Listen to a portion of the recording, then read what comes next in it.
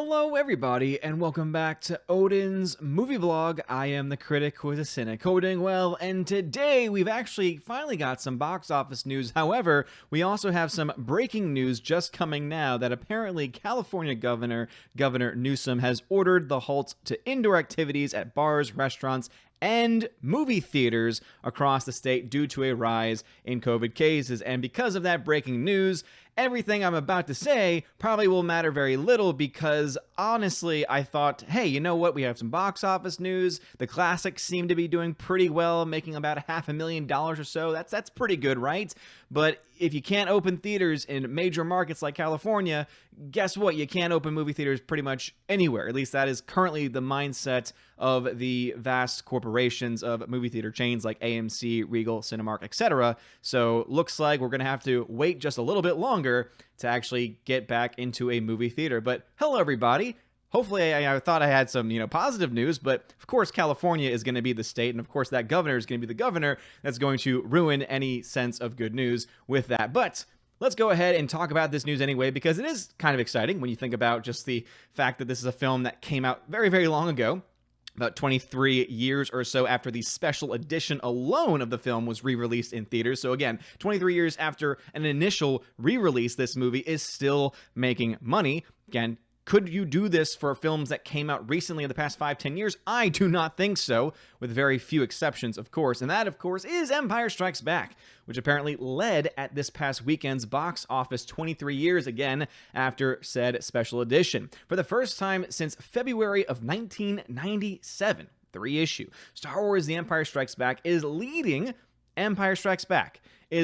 at the box office this weekend after clocking an estimated $175,000 at 483 locations. Empire should end the weekend with a 3-day take in between the high 400,000 and low 500,000 range. Now, obviously, these are not groundbreaking numbers. These are not in the millions of millions that most films tend to make on their opening weekends alone. However, seeing that this film came out back in 1980, and yet the film is still to this day making, again, so it's 40 years ago, the film is being able to make during a weekend $500,000 from people that have probably seen the film countless times, is pretty telling about how these films indeed can bring in some people. Now, obviously, is it impressive?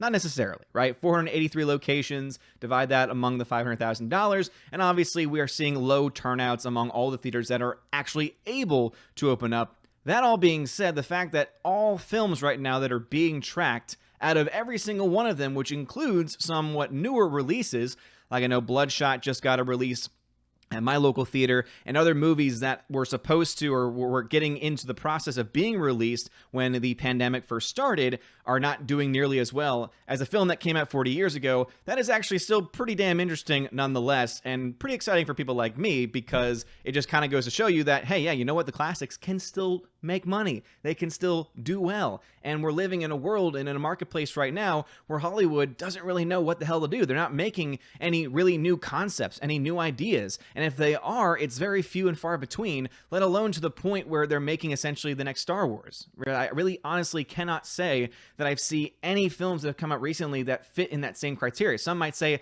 the Marvel films or the DC films, right?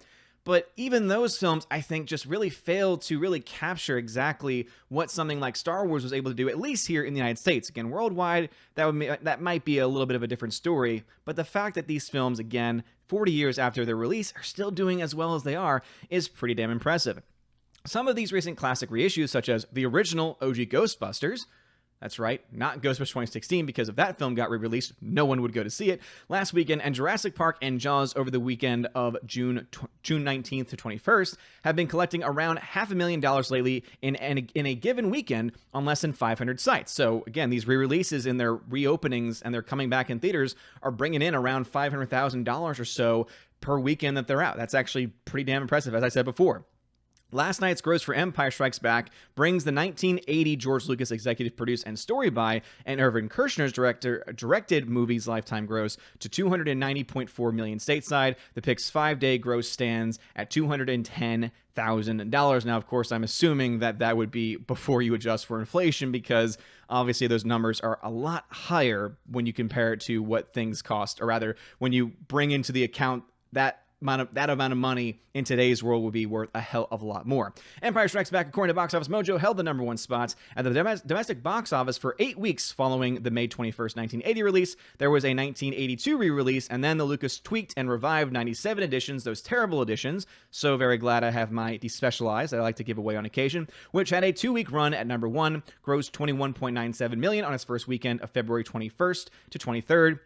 And then $13.1 million in its second weekend. And so there's kind of the comparison, right? So 97 was the last time we saw a major re-release of these movies, and it was making millions of dollars then. Obviously, we could say that the comparison between releasing now versus releasing then is like night and day, because one, things were very different at the movie theaters back at that time. More people were going to the movie theaters at that time. If you actually look at the raw numbers of tickets being sold, again, not necessarily the amount of money being brought in, you still see a lot more people going to the theater as kind of like a modern, or kind of like an everyday or every weekend type of situation, which has gotten less as time has gone on, because it's easier now to watch things at home with physical media, with things like Blu-ray and 4K and home theater systems and all that kind of stuff. Obviously, the streaming wars themselves too help to kind of explain why that would have an impact on it. But also, of course, because right now we're in the midst of a pandemic, and yet even with the pandemic going on, and even with the fear-mongering, and obviously some things that are coming out that are true, right? Even with all of this stuff, the fact that there are these movies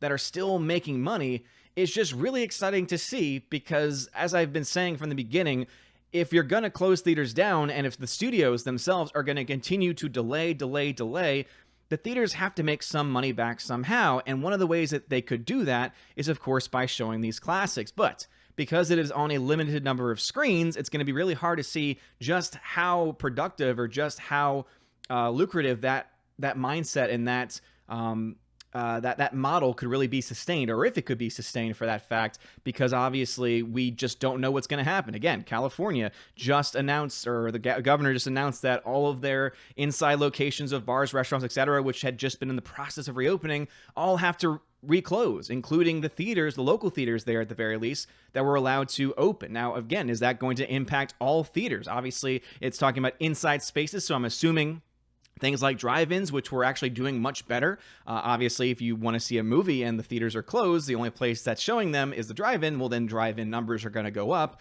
So I'm assuming that means the drive-ins in California, at the very least, will remain open.